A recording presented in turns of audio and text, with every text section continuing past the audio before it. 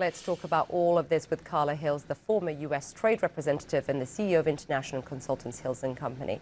Thank you very much, madam, for taking the time to speak to us. I want to get your take, if I could start with that, on the agreement by the EU and the United States to end this 17-year spat. After all these years, did it benefit anyone, in your opinion? Oh, enormously. The 17 years has not been helpful. I think it's cost the United States more than $1 billion, and it's time to sit down and work out our differences. And it seems that they are seeing eye to eye, and they are seeing eye to eye because they seem to have a common challenge, and that seems to be China.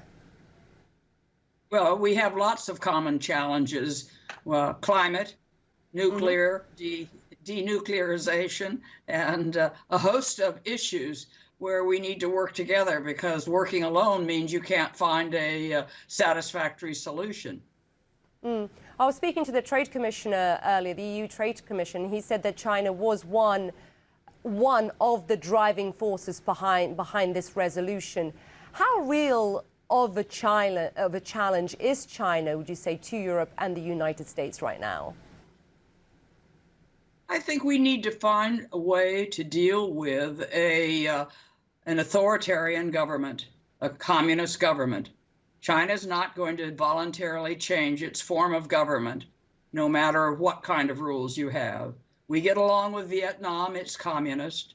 What we're asking of China is, you want to be part of the world community, we need to have you abide by the rules of the world community.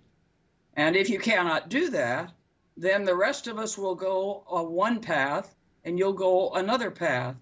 But I believe that by sitting down and talking with China, we can work out our differences.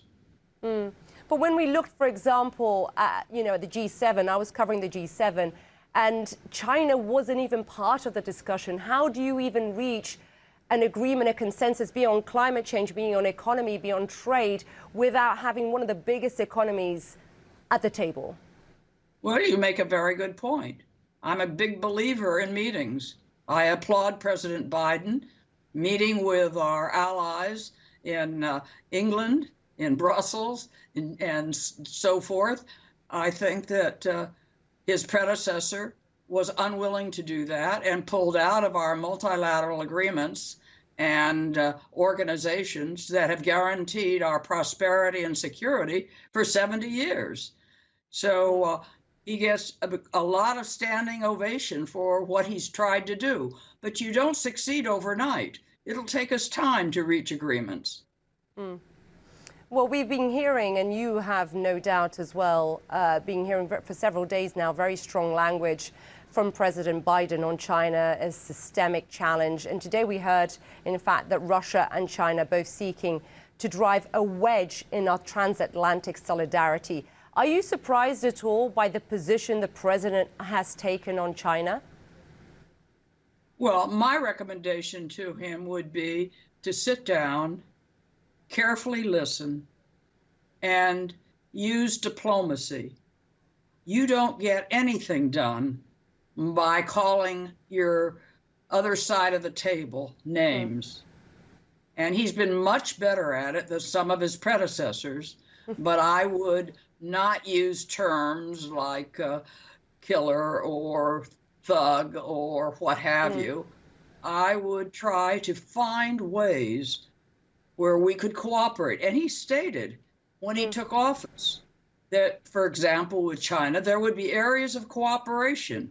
We know that.